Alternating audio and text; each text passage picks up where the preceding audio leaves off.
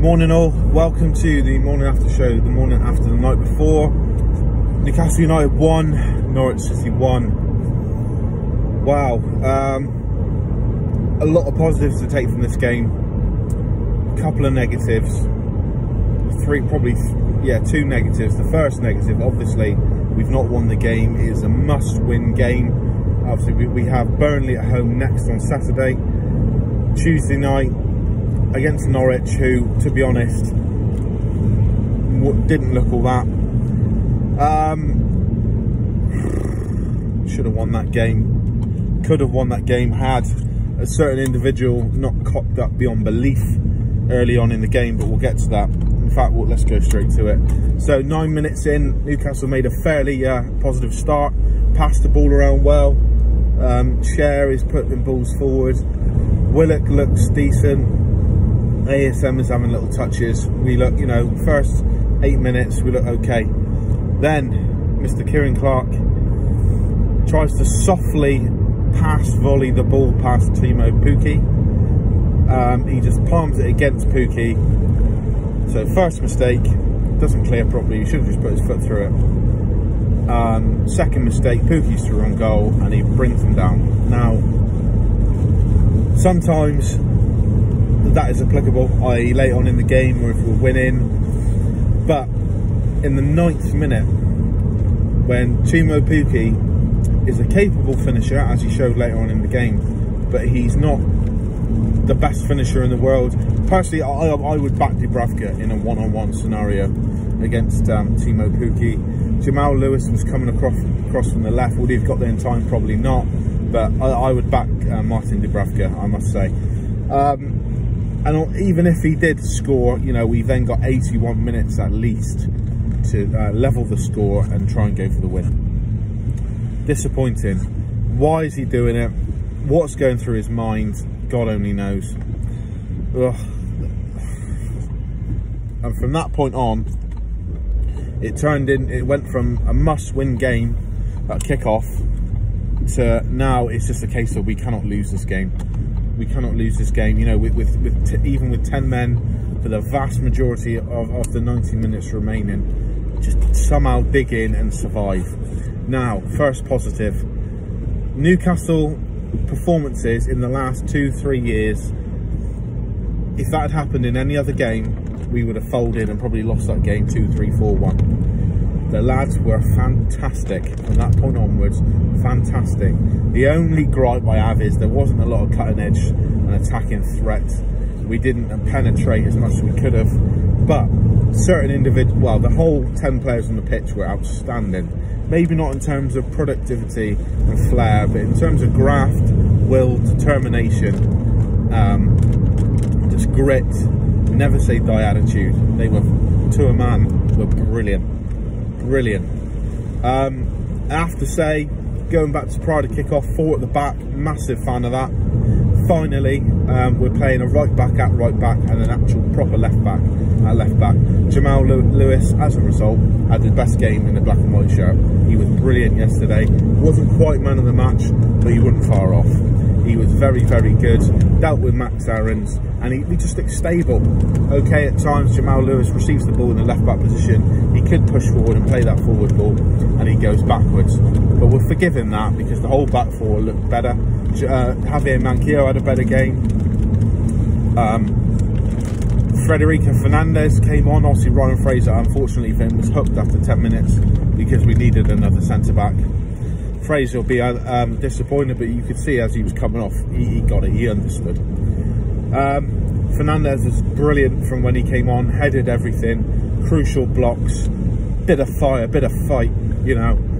Fabian Schär I thought was very, very good for the majority of the game. There's one moment where there's a long ball over the top, he gets caught napping, he gets away with it because he slips, and then he sort of flicks the ball over the striker's head. And you think, right, you got away with that one, Fabian. Just give it to the right back or just boot it upfield, whatever. I think we're winning at this point as well, possibly. But no, the next midfielder steps to him. Fabian Schär tries to fake and dink it and go round him to the right hand side, gets caught in possession. I think it was the French lad Norwich brought on at half time. He then goes on and one-on-one with Dubravka and the French lad, I forget his name now, Pierre Mpou or something like that. He should do better, but it's a great save by Dubravka, got away with that. Apart from that, Fabian Schär, I thought he was okay the rest of the game. One moment which troubled me early on was Fabian Schär gave the ball to Jonjo Shelvey, and Jonjo Shelvey fucking fires it back at him, not along the floor, like a half volley, and I'm just like, Jonjo, just calm down. We need to give each other the best chance to control and keep the ball as we can. So from that moment, from the Clark getting sent off, Fernandez coming on, we basically lost all chance of winning the game. But the boys dug in. The boys dug in. Joe Willock was a threat going forward, picking the ball up, lots of energy. ASM had one of his quieter days again. He had a few mazy runs, and perhaps Wilson should have laid it off to him at one point. Joe Linton had a shot that went over the bar from outside the box, but you don't mind him shooting and having a go. I think he had another one with his left foot which went way wide.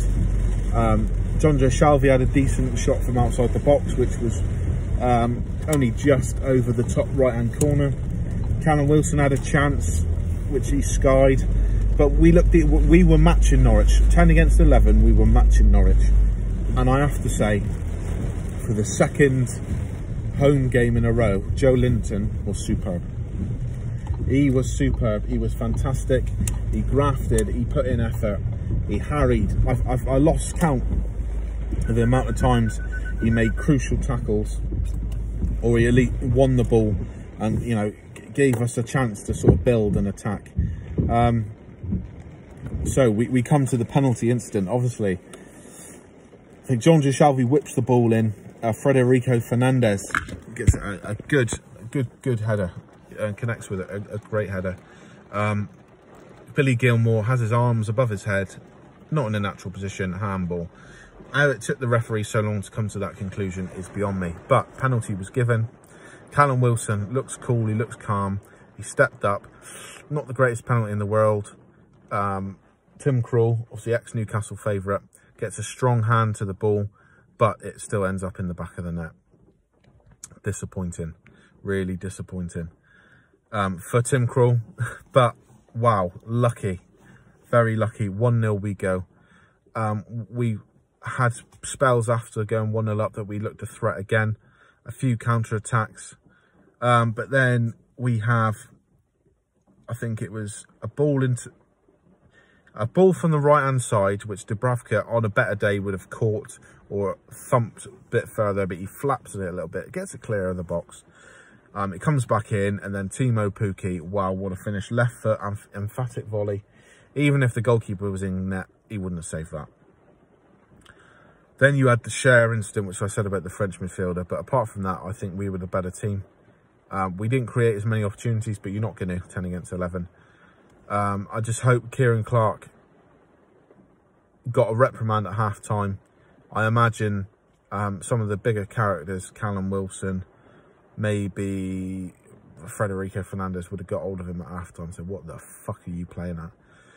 So, ultimately, if you said prior to kick-off you're going to draw 1-1, I'd have been like, no, we can't take that, it's not good enough. But considering we played against a man down for 87 minutes or something stupid like that with the 6 minutes added on, I thought we did really, really well. Well done, the boys.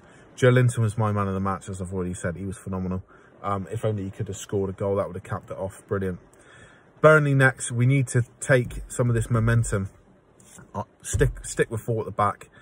Schär and Fernandez, it has to be. Well, technically, I don't know if Lascelles will be available, but I think they're the best 2 pairing anyway.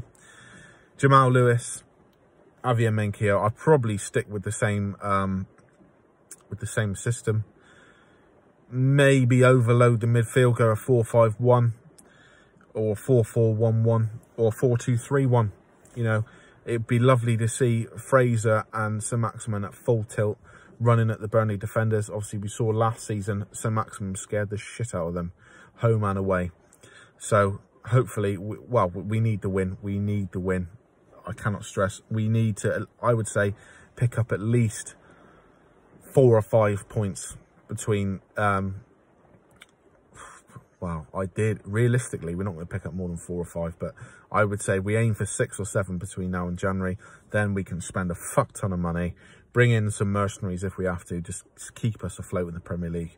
But Norwich last night showed me that they won't stay in the division. They were playing against 10 men for 87 minutes, and only on a handful of occasions did they actually try and do the right things to make that man advantage count.